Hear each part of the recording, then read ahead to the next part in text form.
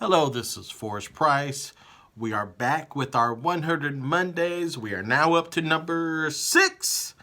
And this is not being prepared to die. And that affects a lot of us. And I'm not just talking about the old. So we should all be prepared if you're at least 30. So let's start off with a short prayer. Eternal rest grant unto them, O Lord, and let perpetual light shine upon them. May their souls and the souls of all the faithful departed through the mercy of God rest in peace. Amen. All right, as I've already said, everyone over 30 should have some kind of death plan in motion or coming up soon, because what this death plan does, it allows you to relieve the burden of the decision making from the shoulders of those you love and to create the opportunity for a peaceful end of life. You know, death is a part of life, and we all deserve a good death and to be treated with respect, honesty, and love. Here is my situation. As I said, I do not want to be a hypocrite. Yes, I am among all those people who were not and still not that prepared to die. I am 51. I chose the year of 50 to get it all done. I said when I hit 50, I had this long list of everything, and that was on it. So what I did, I went online and I did create a will. It wasn't a very good one. I never got it notarized.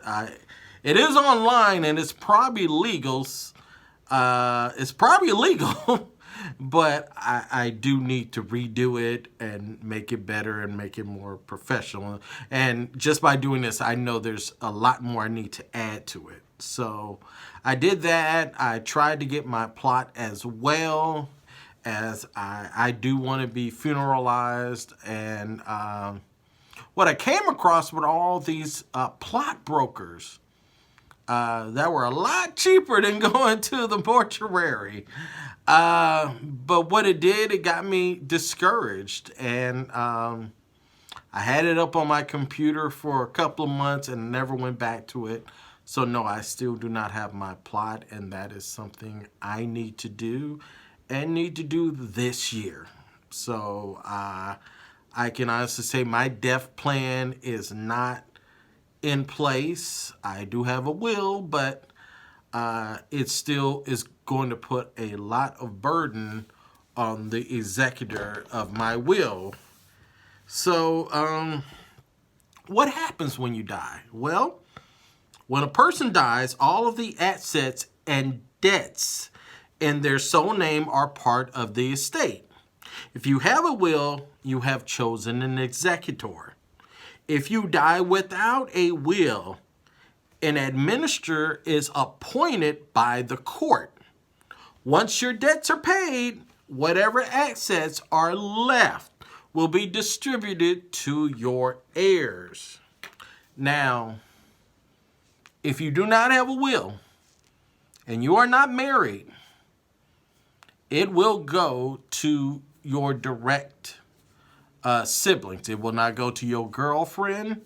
It will not go to your play kids. It will only go to living relatives and direct living relatives.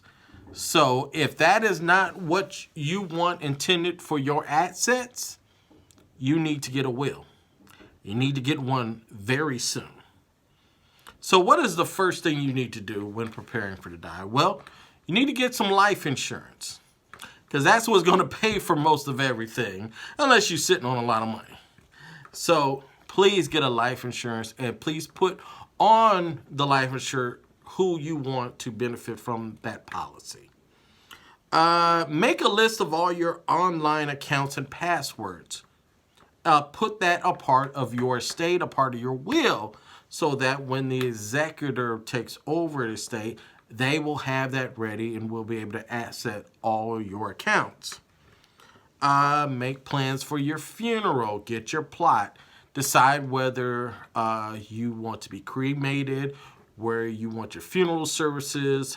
You can even write out your obituary and all the pictures you want. It is yours. It's your funeral. If you don't want something or some ugly or old picture you didn't like on there, you can make all the decisions you want. Get an inventory of all your personal items. Make all that a part of your will. What you want everything to go with. I mean, people fight over pictures. So, you need to decide who gets what before. Like I keep saying about this executor. Your best bet is to get someone younger than you, so the chances of them dying sooner is least likely.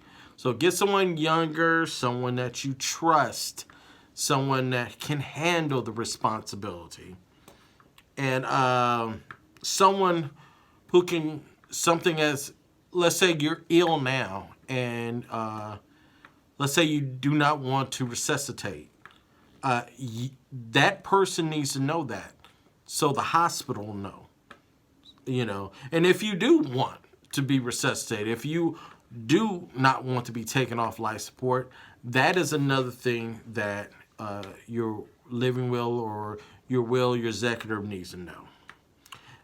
One of their duties, the most important thing once this happens, again, they need to take inventory of your entire estate. That means every single thing, even down to your pets. You need to know where everything goes. So this is not something you just write on a piece of paper. This is something very important. Because they need to know how to pay your bills. The funeral costs, which is more than likely going to be from the life insurance. How to terminate credit cards. Notify the bank. Notify the government. Social Security building. The post office. Notify the post office. You even have to file their taxes that year.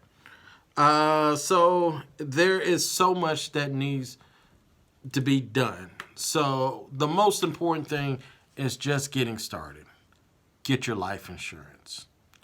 Create a will.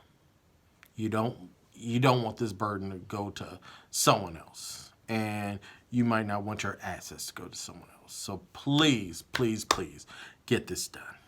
All right. Next week, we're up to number 7, and we're back on our addictions. Number 7 will be addiction to gambling. See you next Monday.